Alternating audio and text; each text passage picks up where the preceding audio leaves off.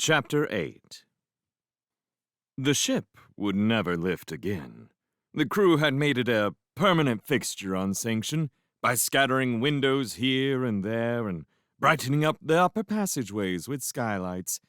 In order to maintain structural integrity in space, it would require the kind of tooling only found in fleet shipyards. I supposed it was no great loss. The ship had never had much control or power, requiring tractors steering the entire trip. Still, it never failed to astonish me the way Fleet tossed about the taxpayers' money. And, of course, the changes were a definite improvement for its residents. It now seemed more like an office complex than a starship, more like part of the land than a tunnel that must be entered in order to get paid. Cortez insisted on escorting me to Holly's workshop. It was lucky that I gave in. The place was huge, and despite the alterations, it still bore that twisting, turning efficiency of starships which is so confusing to newcomers. It took only a few minutes to make me confused, and not long after that, I was practically lightheaded, trying to keep up with our gyrations. I stopped abruptly. I cannot stand to be lost. "Show me where we are," I demanded. "Sir?" he asked nervously. I relaxed, smiled, explained the problem. He nodded and squatted down. He began to carve a rude map in the furrows of the carpeting with his finger. "See," he began, "we've come down 4 levels and over this way, past 2 of the bulkheads. We've been traveling east the whole way." I shook my head. "Then why all the spiraling around?" He grinned. "That's only the structural compression assembly. It's built into the lifts and into all the drop shafts and stairwells." He stood up. "It's a lot of bother, I know, and if you ask me, it's also a waste of good credits as long as we have the shield. But I will say one thing. When Fleet strands you in some god knows where for 3 years, they strand you safe." I was still hearing the part about the shield. I asked what shield. He looked surprised. "The defensive shield, of course. That's what I mean by compression assembly being a waste of credits. Nothing can get past that screen once it's in place, so we hardly need to be a fort to boot. And besides, I don't buy that structural compression idea anyhow. Conform doesn't bend. It cracks. I don't care how many knots you tie it into." Cortez continued to complain as we resumed our previous pace.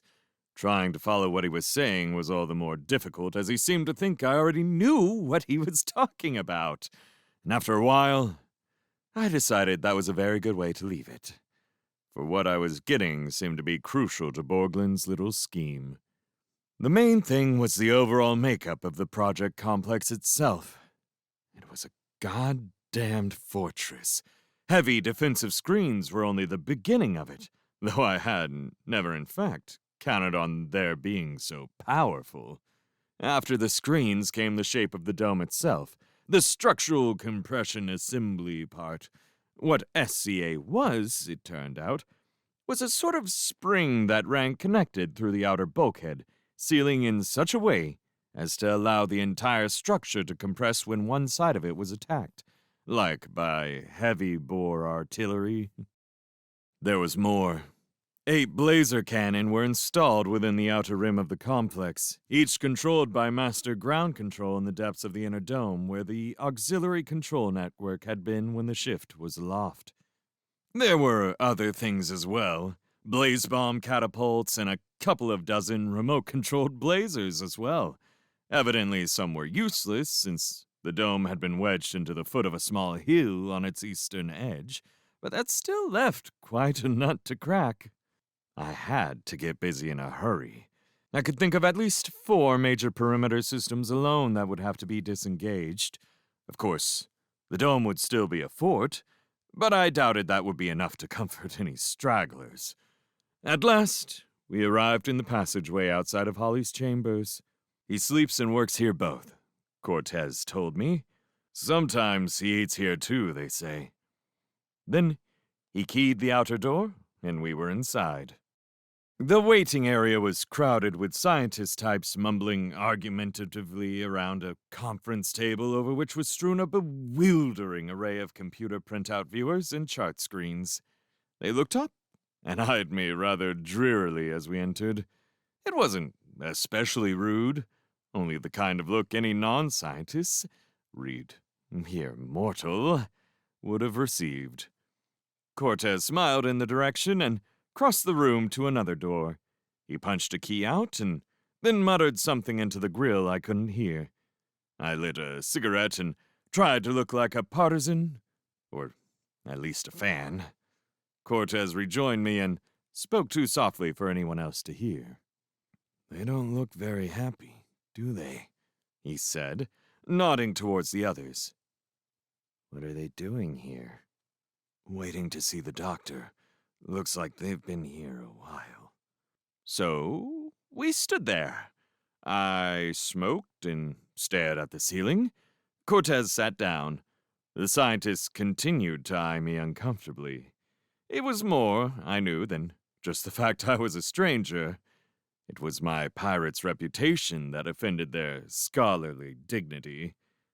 How odd, I thought, that men and women whose very careers revolved around being open-minded were so often stodgy late-century moralists, unless, of course, it came to their latest theory. After a few minutes, one of them came over to me and began to speak rapidly and heavily accented standard about partial waves and inertial development. It wasn't until several seconds after he stopped that I realized he'd asked me a question and was waiting for my answer. I looked away, trying to be creatively vague, and saw that Laia had just entered the room from the far side. Excuse me," I muttered to the man and stepped forward to meet her. She offered me her hand. "Good morning, Mr. Crow," she said pleasantly. I took her hand. It was firm and cool. "Call me Jack," I suggested. She smiled. "How nice to have a choice. I'm afraid Laia is all I have to offer you. Trachian only have one name." "How do you tell each other apart if you have the same name?" "Oh, well, we each have a number as well." "A number?" I frowned. Not very romantic. She dimpled. "Delightful." "We make up for that in other ways," she replied. Cortez grinned a knowing grin. "Well, I guess I can go now. See you later, Jack... Mr. Crow." Cortez. Cortez? I acknowledged stiffly, annoyed at his leering. Laia seemed not to notice. She turned to the scientist type still standing there and waiting for the answer to his question. "Dr. Angovich, please allow me to take Mr. Crow from you." Angovich nodded the way people nod when they don't care what you are saying. They're just glad you stopped, and went right ahead with the amplification of his already too technical questioning. "Doctor, please," she insisted with an arched eyebrow. "The director is waiting." At the mention of Holly's title, the man shut up. At the mention of Holly's title, the man shut up as if he had been switched off. He nodded formally, if a trifle stiffly, to each of us, and joined the crowd back at the conference table. Laia smiled at his retreating form the way an indulgent mother smiles at a trying yet not unloved child. Then she turned back to me, all brightness and hospitality again, and motioned us toward the inner door. "Thanks," I said to her gratefully. "I really wasn't up to his conversational style." She laughed. "It is a little early in the morning for shop talk, I imagine." She glanced at me sideways, particularly after the night you just put in. I searched her glance. Was she talking about the booze, or the booze and Karen? Probably the latter. I didn't figure this one would miss something like that under her own roof. "Well," I continued honestly, It's never late enough for me as far as that stuff is concerned. He wanted to know a bunch of technical stuff about Blaze Drive Retrograde over my head. She looked surprised. But you developed the Blaze Drive. I stole it, I corrected her. Portrayed developed it. Oh, I see. Do you? She smiled. It was a lovely smile. No, she laughed. She admitted, and we both laughed again. We have time for a quick tour before seeing Holly. That is, if you're interested in seeing our little shop. Are you? Very, I answered, which was true but dishonest. A few minutes later, she asked, How technical would you like me to be? And I answered, As technical as you like, which was both untrue and dishonest. So, of course, from that moment on, I didn't understand a damn thing she was saying. Oh, I got the overall picture well enough, thanks to the briefing I had back in the mutineer Borglin's stateroom, and I suppose there were a thing or two about statistical history that I gathered up during those few moments among the computer banks. But essentially, the trip was only good for one thing. I discovered the seal into master ground control. Trying to be subtle, I couldn't ask many questions about it, particularly since I had asked hardly any questions about anything else. I did find out, however, that there was another entrance, and that it was direct to the outer dome. I logged that with stars beside it. I would have to learn how to get down there without going through all of the other seals. And, come to think of it, that would be a better way to bring Borglin's people in as well. Maybe the whole thing could be over and done with before anyone had a chance to argue. It was nice being with Laya, too. Well, not completely, for it makes me wonder why it was that this sort of woman never wants a man like me. The great woman, it seemed to me, wanted the gentle Hollies of the universe, and Hollies, being a better outlet for maternal instincts, didn't explain it either, I admitted grudgingly, when I noted the way she kissed him when we found him at last at a workbench. She kissed him in the unmistakable style of a woman who wanted him as a man. And maybe also in a way to make me aware of that fact, I thought, recalling Cortez's foolish behavior a few minutes earlier. I noticed all this while my stomach was dropping. Before him, on the workbench, Holly had the black suit laid out all disassembled and disemboweled. Interface circuit sheets and piping and micronic lacing, each carefully tagged and color-coded, seemed to have been blown, spewing from the chest cavity. It looked like a corpse. It wasn't a corpse, and I knew that it wasn't. I'd known so since the first glance, however shaken I had felt. But still, it looked dead. Not inanimate, not machine-like. Dead. I shuddered. Laya noticed my movement. She nodded without taking her eyes off of it. I hate that thing, she offered firmly. I nodded. So did I. Holly, wearing a headset, had evidently not heard my approach, but when I nodded, he must have caught the motion out of the corner of his eye. He turned to me and smiled and said, "Morning, Jack!" in that too loud tone one has when feeling that irrational need to speak up over the level of earphones. He waved a prodder key toward the suit. "What do you think, huh?" he asked cheerfully and, of course, loudly. I smiled dumbly. Laya moved toward him with an indulgent grimace, motioning at him to remove the headset. Ollie hadn't yet noticed her approach. With a smile toward me, he playfully extended the prodder key until it contacted the edge of the unfolded micronic lacing. As it touched, the right hand jerked into an armored fist. Laya gasped. We both jumped.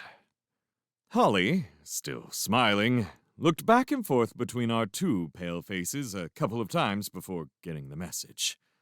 Oh, shit! He barked suddenly as it dawned on him. He leaned back on his stool and unkeyed the power. Sorry if I startled you, he said, slipping off the earphones and extending his palm. We shook hands. He waved at the suit. Damned impressive, huh? I nodded. A little spooky, too.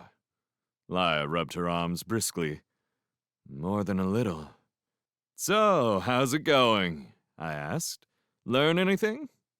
He looked sheepish. Having too much fun so far. I laughed. What about the recorder pod? Have you played the coil? He shook his head. Something's wrong there. I'm having a lot of trouble with the display mode.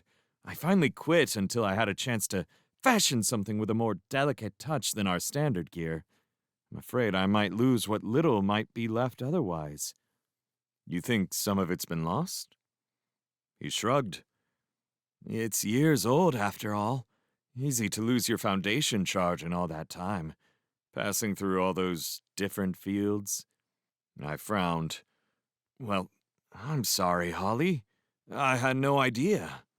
Oh, no, he said hurriedly, appalled at the notion of my unease. It's wonderful, Jack. Really. Even without the coil, it would be. And I'm sure I can tease out something of value. It's just a matter of tuning the output patterns. He glanced guiltily at the cluttered workbench. I should have been at it hours ago instead of playing soldier, offered Lila dryly, but gently. He grinned a shy grin, hid his hands in his pockets. Then, with a determined shrug, out they came once more. He faced the workbench with studied will. I'll get started right away, soon as I do a little rearranging. He began to sort through the tangle. Holly, called Laya with quiet emphasis, we didn't come here to make sure you were working, dear. He missed the signal. He nodded without turning. Just take a second. Laya smiled her exasperation at me rather than hide it. Holly, she tried again. Oh, there's no problem, he assured her in the same absent tone. It's just a matter of constructing a baffled relay. She sighed and gave up. She put her hand on his shoulder and turned him around.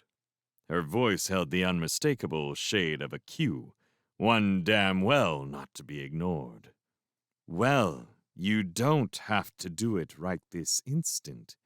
Besides, it's lunchtime, and you've been wanting to talk to Jack since yesterday. You know you have, Holly.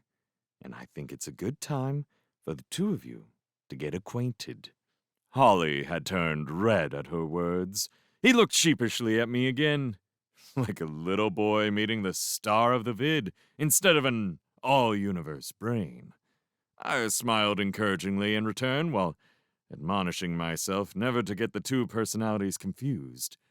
He may be a kid, but he was the smartest one I had ever seen.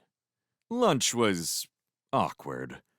Holly, away from his lab, was pure adolescent where I was concerned. He stumbled and started and in all ways looked the part of somebody with a million questions burning inside, but afraid to ask them for fear of looking as awkward as he felt. It made me nervous. I knew what he wanted, of course. Jack Crow stories. But I wasn't really up to that for some reason. I made do with the tales of tales and a little name-dropping. Some of it was true. As soon as I could, I tried to get the subject back onto Holly's work and my alleged fascination with it, not to mention my eagerness to help. What made you so interested? What made you so interested? Asked Laya in an innocent tone I couldn't quite be sure of. I mumbled something in return, moving quickly to, The thing is, Holly, I'm not sure if I can be any help at all. This is all pretty technical to me, which was a good way to avoid substance and complicated lies, while sliding in a complimentary and admiring tone toward Holly. Holly loved it, launching into a long and unconvincing diatribe about how he could always use what he referred to as conceptual help, which meant, essentially, thinking up areas of research instead of concentrating on specific data as only a trained tech could do. He was full of shit. But he meant well, I knew. And clearly, he did seem to believe that having me around was going to be worth his while, if only so he could gawk at me. His lack of specific conviction on the subject of my usefulness made everyone a little nervous, so we broke up the meal soon after that. He gave me a tape explaining the general areas in which he was currently involved. Not too technical, really. He hoped more than meant, but I accepted the tape anyway and promised to get right at it. Fine, he said. You think maybe we could talk at dinner? Not about shop, he added quickly. Just in general. Sort of social? I'd love to, I said with sincerity. And so, we got through lunch without any of us having to break down and actually face the questions that counted. Such as, just what the hell was I doing there? How did I get there? How long was I going to stay? What was going on, in other words? I went through the motions because they suited my plans. Holly did because he loved having me around. Laya, well, she didn't buy it, I could tell. But she didn't seem particularly suspicious either. Not yet. But she'd want to know soon. Sooner than Holly. And probably a lot sooner than I wanted to tell her. I dropped the tape off in my rooms without a glance. Then I headed outside, wandering lost only briefly, until I found the main seal. Security on the outer dome pointed me in the right direction, so I headed back across the bridge toward the city and the refugees, and, among them, my contact with Borglin. Toward, in fact, exactly what in the hell I was doing there.